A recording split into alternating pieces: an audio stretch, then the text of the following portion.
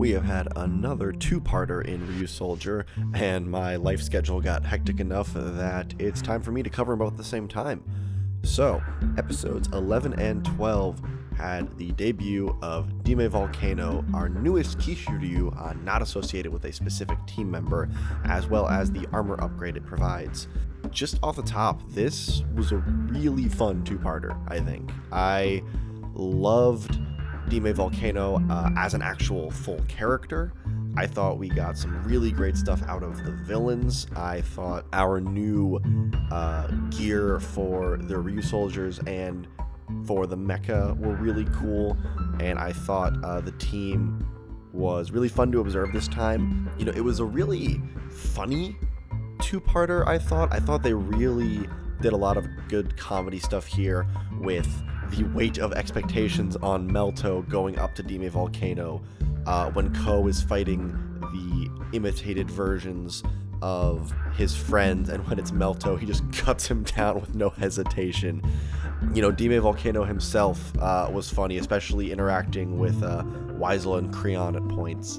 I really enjoyed this arc for that, but it was also, I think, a good introduction of auxiliary equipment and auxiliary mecha. You know, I think it wasn't necessarily something that drove a very deep plot theme. You know, they didn't go find Dime Volcano because of a major plot thread in the whole story, though this arc is giving us some things that are going to go forward, which I do like. But I also kind of appreciate that it didn't come about from something that Sentai does occasionally, which is just like, the plot is go find the toy. Actually, other Tokugi do that sometimes too, but I appreciate that it was almost an isolated incident, but it still felt important, I guess. I thought the team chemistry was very strong now that this was the first time they're all working together where it isn't anyone's character focus, and that was really enjoyable.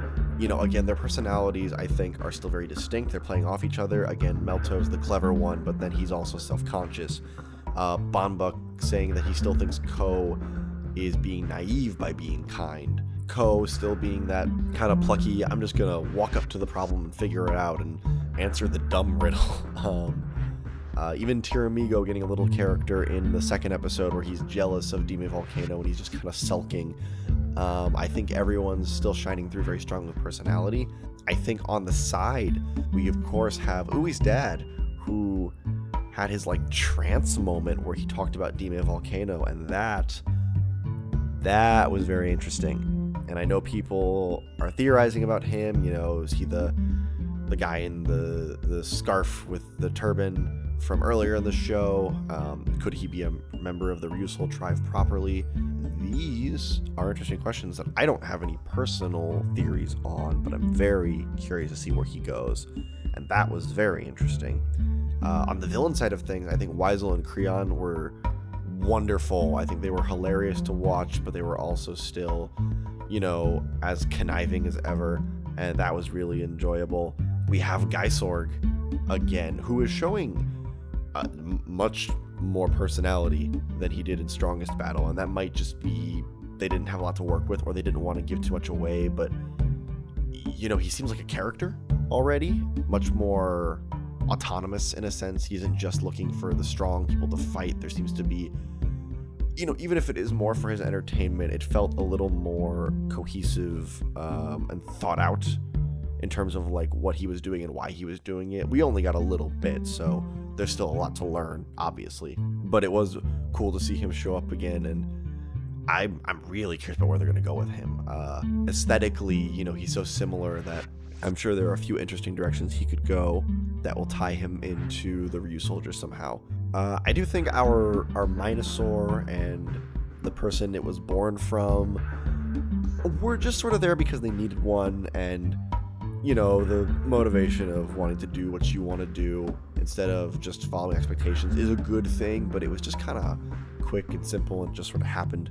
Yeah, it wasn't bad. It wasn't a bad lesson. Him knowing Ui, sure, I guess. It wasn't really what the episode was about. They just needed a Minosaur is kind of what it felt like, and I mean, that's okay.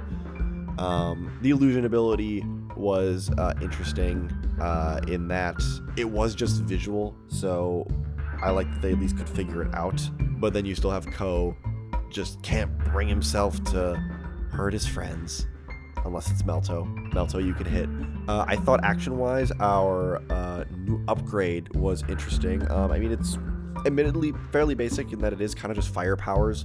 The whole fire whip kind of finisher was cool. The armor does look really cool. I hope we get some more, and I think we are getting some more from the toy scans aside from golds, but I like the full armor. I really hope other people get to use it. It's one of those upgrades that isn't tied to a specific person. Like Ko might have been the one to convince Dime Volcano, but there's nothing about that soul that shouldn't work for anyone else, so I really hope they pass it around.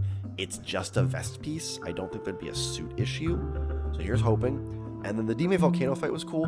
I'm a sucker for when they actually set the swords on fire. I do, related, I do wish that everyone had been in the mecha, and in the future I hope they are. We're dipping into a little bit of stuff in Kishiryu that didn't bother me, because I like Kishiryu, and I actually think on the red front it gets bashed a little bit too much. That's my opinion, in that Ko literally did a lot. He is the one who used the armor and controlled the mecha, but everyone did kind of work their way to it, and Ko himself did talk a lot about how the team is what makes him strong, and I appreciate if they can at least profess that. I think in some shows like Ninja, the red stuff was more annoying because everyone in that show spent a lot of time talking about how they think Takaharu is the best, and for starters he wasn't.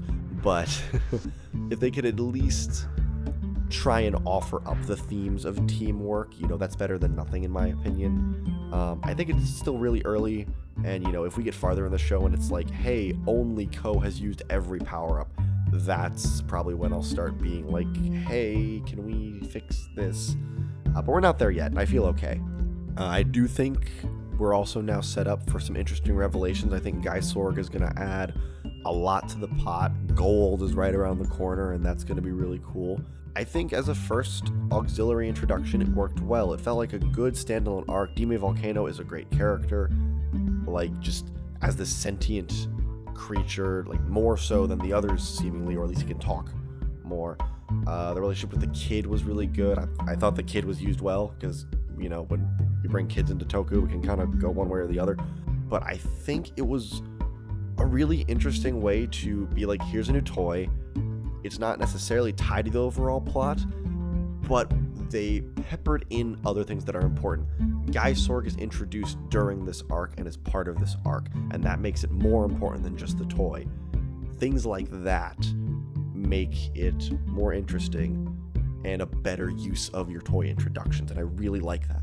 And it was just a really enjoyable ride this time. Again, I really think the writing had this strong balance of good lessons for the kids, genuinely funny stuff, great character interaction, and good new stuff introduced. Overall, I really enjoyed this arc, and I think that if this standard can be held up, this show is going to do really well, and I really wanted to keep it up.